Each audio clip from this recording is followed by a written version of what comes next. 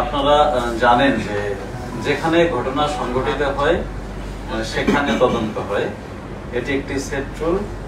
কিন্তু আমাদের বাংলাদেশের আইনেও আছে যে বিদেশে যদি কোনো অপরাধকে করে থাকে সেক্ষেত্রে সেই অপরাধীকে আমরা বাংলাদেশে এনে বিচার করতে পারি।